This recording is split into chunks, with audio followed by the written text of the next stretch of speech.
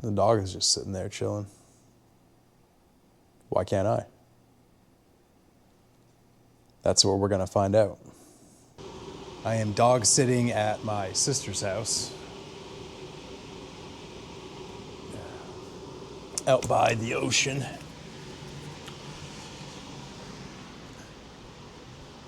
Down in Warwick Neck, coast of Rhode Island. A little hard to tell, but beyond those evergreens is the Atlantic Ocean, the bay. Say hi, Dunk. Good boy, bud. Love you. I'm trying a bit of an experiment today, or working on some inner work, if you want to call it that. I don't like the relationship that I have with food. I'm choosing to fast consciously for one day. If the problem is that I run to food more often than I need to escape from something, to escape from a feeling, a reaction, a bodily sensation, what happens if I stay and sit with it and watch it? I guess that's the reason why I'm filming this. I'm curious to see what happens myself. Maybe this is something a lot of you have faced, whether it be with a substance you're addicted to, a behavior that you keep repeating, something you can't change but you tell yourself you want to.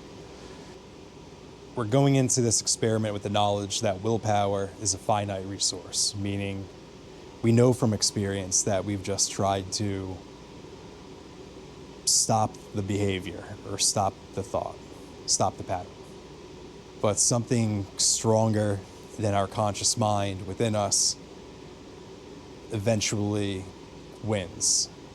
Something overrides the willpower, or the willpower depletes. Maybe some of you can relate. Maybe this will be useful. I don't know. Now the heat finally died down. Duncan's chilling.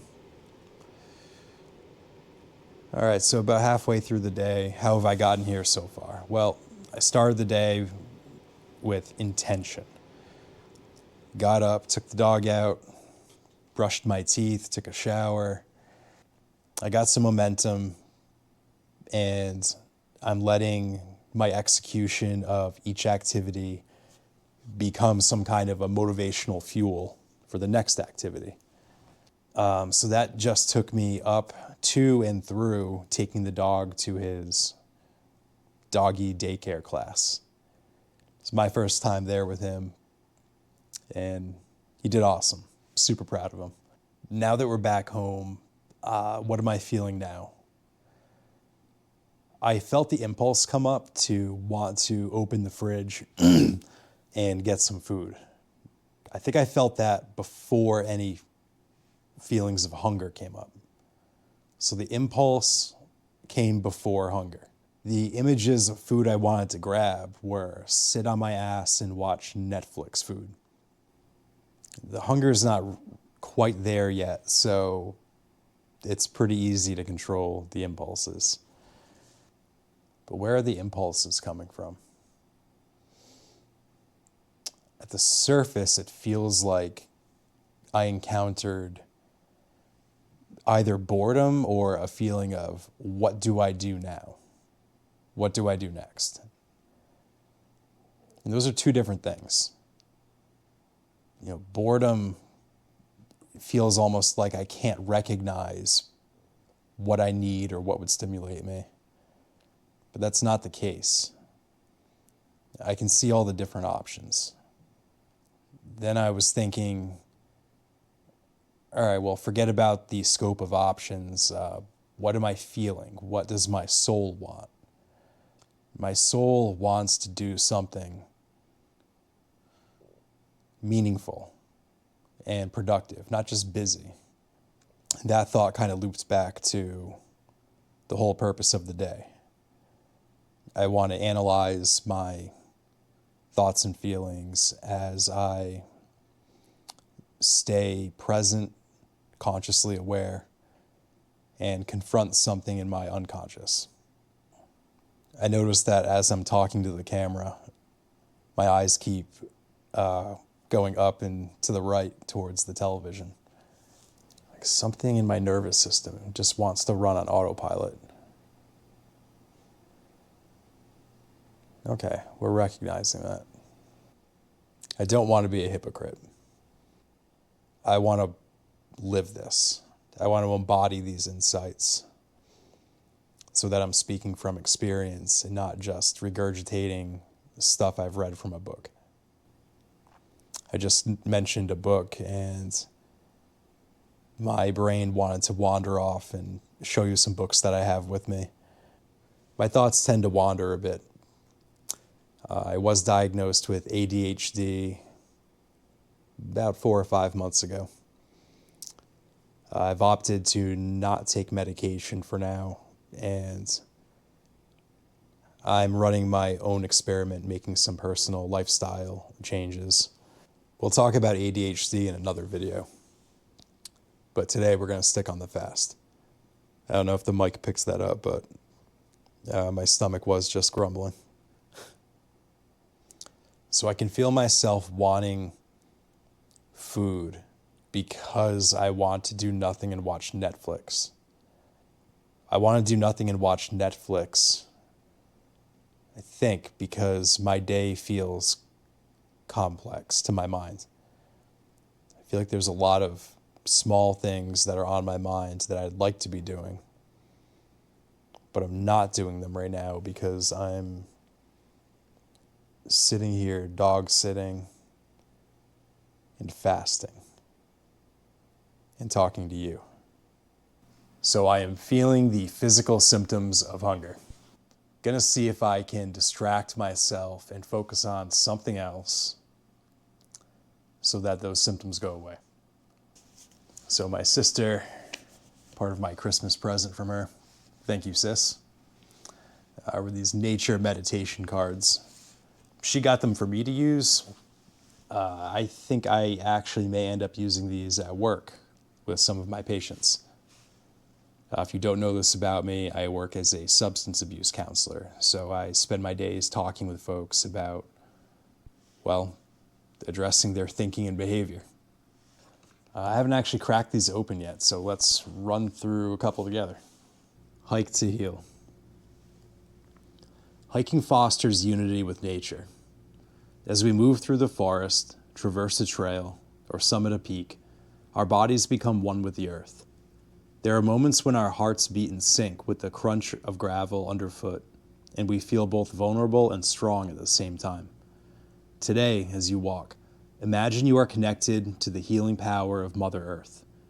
With each step, envision yourself leaving behind what burdens you and picking up the tools that will strengthen and fortify you.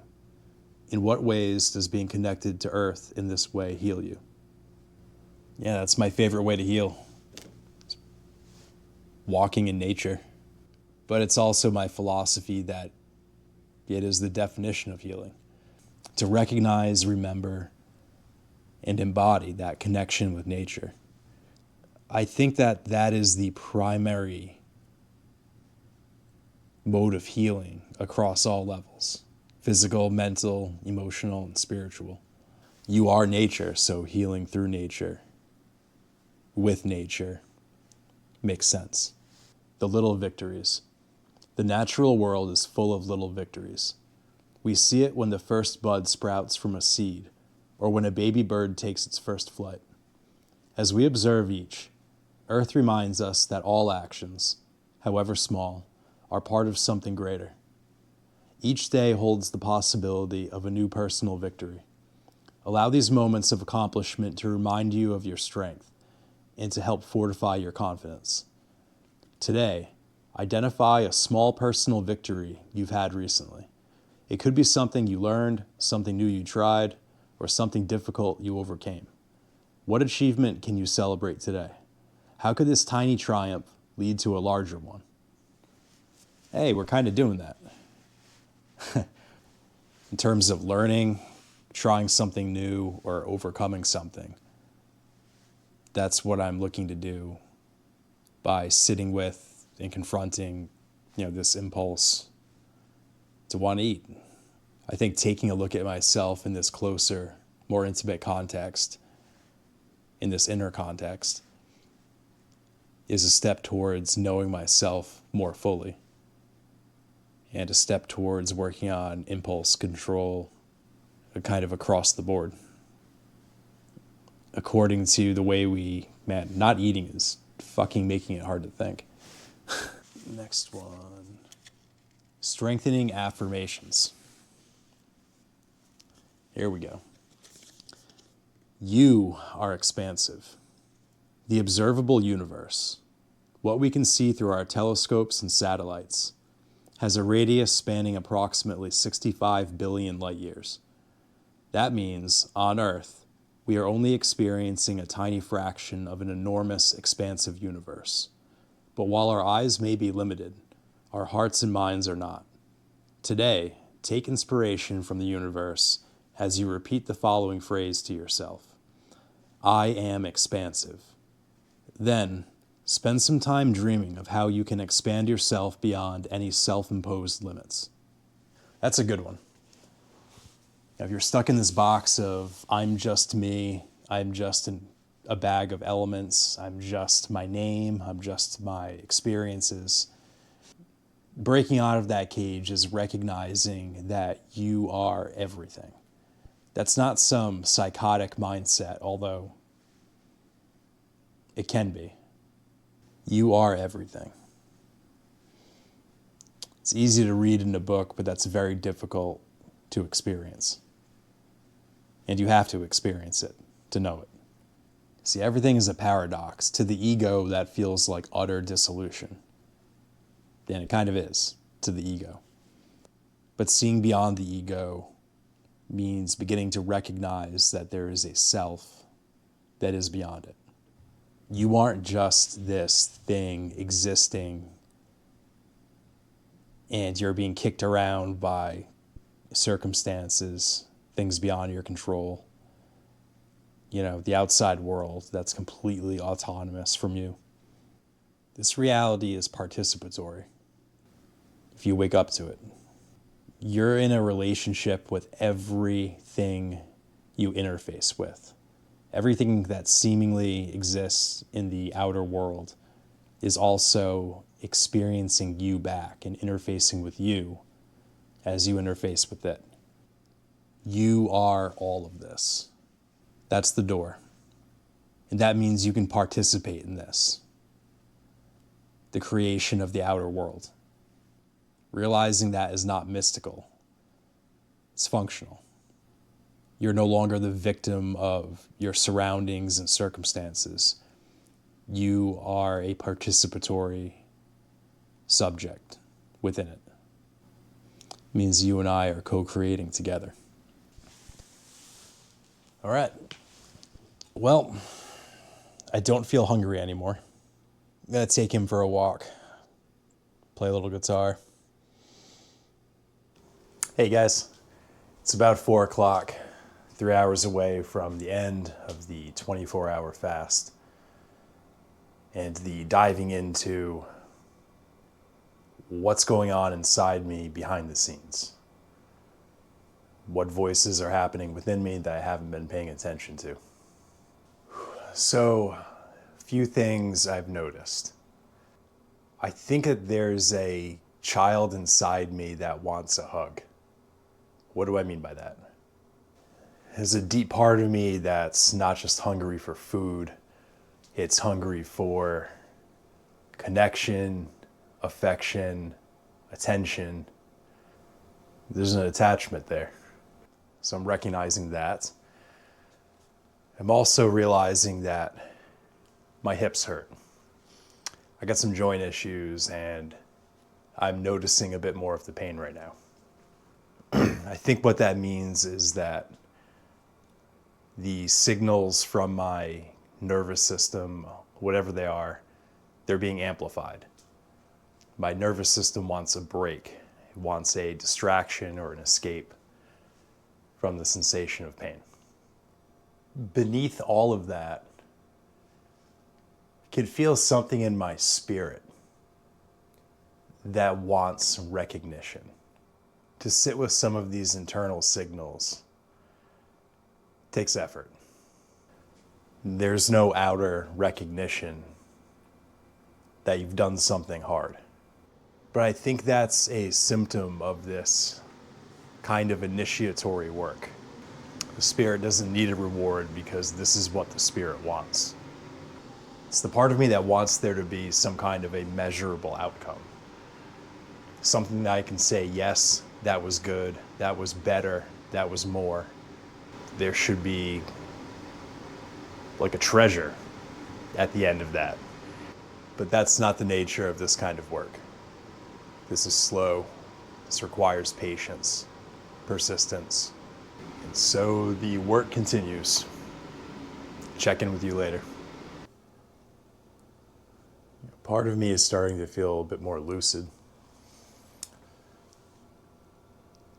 These messages that I'm picking up from my nervous system, there's something in me that wants attention. Part of me wants stimulation. I think there's another part of me that is a bit overwhelmed by the amount of options. You can also hear a part of me that already knows that no matter what I get into to stimulate the nervous system, that my presence in that activity is going to be divided. So in a sense, at a deeper level, I'm already dissatisfied before I've engaged in the thing. I'm predicting dissatisfaction in advance. So we've walked into the void, and now we're recognizing unconscious contents, or the effects they're producing. Those effects we're calling like the parts of us or the inner voices. Just the act of making these elements conscious by laying eyes on them, becoming aware of them. That already starts to bring them back to balance. This awareness already starts the process of integration. So over the remaining 3 hours, I'm going to work on a few things. I want to let my pain know that I've heard it. To address the inner child, I'm going to engage in something somatic, something that incorporates the body, and to acknowledge the spirit in me that wants some reward or recognition for today's work. To that voice, I'm going to assert the premise that that is the nature of today's work. It's funny how this is often the case, that the real initiatory, integrative work, the process of individuation, it can look this quiet and this small.